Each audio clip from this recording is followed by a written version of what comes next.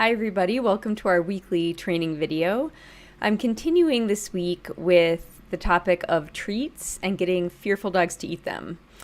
This week we are talking about what to do when your dog is afraid of the noise that treats make when they hit the ground, or maybe rolls on the ground or bounces, or if you accidentally hit them with the treat.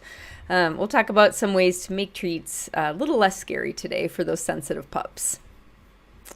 All right. So here we are, making treats less scary by decreasing movement and noise of the treats. Just real briefly, why is my dog afraid of taking treats? We'll talk about reasons dogs won't take treats, just real quick. Then we'll talk about, we won't talk so much this week about changing your behavior to make treats less scary. That's what we covered in the last two installments. Today we'll talk about changing the treats themselves to make them less scary, more appealing to our sensitive pups. So how can treats be scary? A lot of times things we do in the treat delivery process is a little bit scary, intimidating for fearful dogs. And we talked about that a lot in the last two installments of this series. Things like, big throwing motions, leaning toward them, asking them to approach and take it from our hand. But today we're talking about stuff the treat does that's scary. If you've ever had a really fearful dog who startles when a treat hits the ground, you'll know what I'm talking about.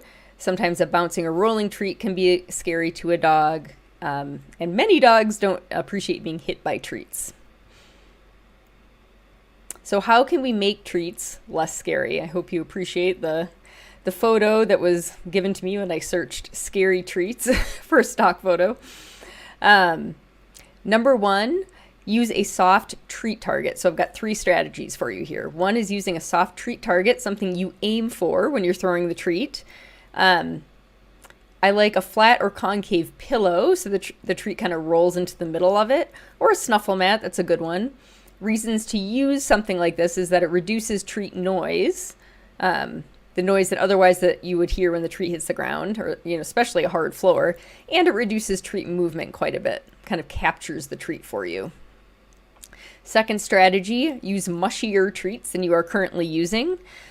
Dry or hard treats bounce the most and make the most sound, whereas a kind of soft treat will be quieter when it hits the floor, and will be much less likely to bounce or roll.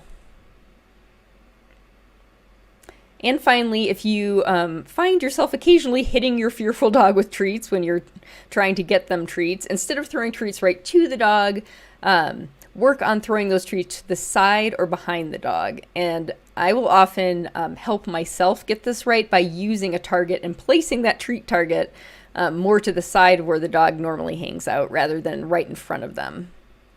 So let's look at some quick video examples. All right, soft treat target. So here I've got a snuffle mat.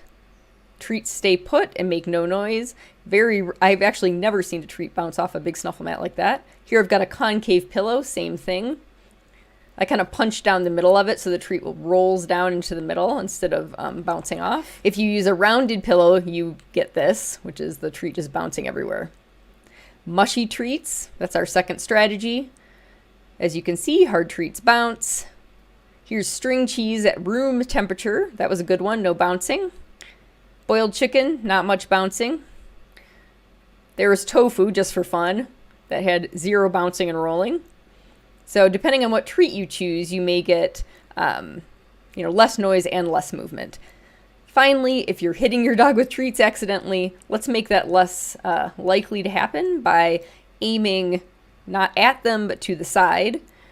So rather than here having my treat target right in front of Pancake's mat, I didn't hit him there, but I could have. If I place the snuffle mat off to the side, if I'm going to be throwing treats, I'm much less likely to hit him. And here's another example. I train him on that bed quite a bit. If I have the treats the treat target off to the side, I'm much less likely to hit him. All right, so I hope that was helpful, everybody. Those three strategies for making treats less scary were use a soft target, use mushy treats, and throw treats to the side or behind the dog rather than at the dog. Here's the link to get more free stuff from us. And shoot us an email or post in our Facebook group if you have any suggestions, thoughts. I'd love to hear if any of this is helpful to you.